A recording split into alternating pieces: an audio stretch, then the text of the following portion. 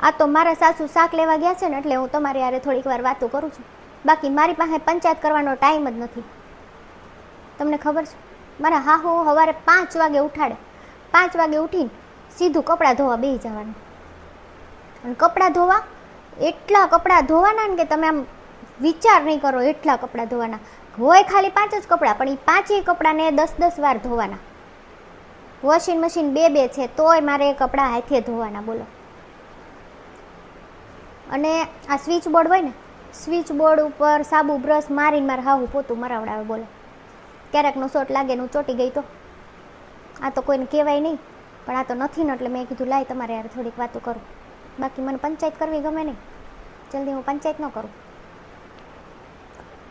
અને મારી જેઠાણી 1 નંબરની ચોર, બોલો. મારા સાસુ મારી જેઠાણીનો ને મારો બેયનો 2 દૂધના ગ્લાસ સવારે રોજ પ્લેટફોર્મ ઉપર મૂકે. એટલે મારી જેઠાણી એનું દૂધ તો પી જાય, પણ મારા દૂધમાં પાણી નાખી દે, બોલો. મારા દૂધમાં પોતે આ બધું દૂધ પી જાય અને મારા દૂધમાં પાણી નાખેલું હોય. પછી મને એમ થયું કે મારી સાસુ કેમ આવો ભેદભાવ કરે છે. પછી મને ખબર પડી.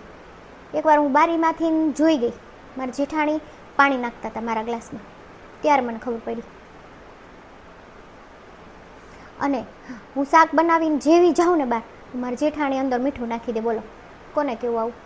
પછી બધા ખાવા બેસે ને એટલે કે મીઠું બહુ ઝાઝું છે, મીઠું બહુ ઝાઝું છે. પછી ખબર પડે, પછી જોરથી બોલે રસોડામાંથી કે મેં નથી બનાવ્યું, આ તો સોનલે બનાવ્યું છે.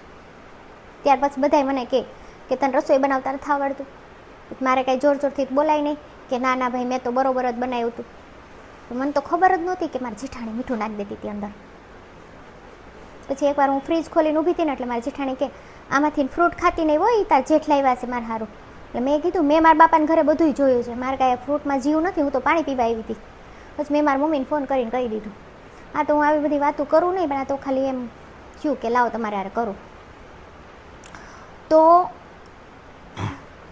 હા, તો પછી મેં મારા મમ્મીને કીધું કે મમ્મી આવી રીતે મારું મેં ફ્રીજ ખોલીને ઊભી હતી ને તો મારી જેઠાણીએ મને આવું સંભળાવી દીધું. એટલે મારી મમ્મી તો લાવ્યા એટલા બધા ટોપલા ભરીને ફ્રૂટ. અને પછી મારી જેઠાણીને દીધું કે લે મારી છોકરીએ તો બહુ ખાધું છે, તું ખા અને જાડી થા, બોલો.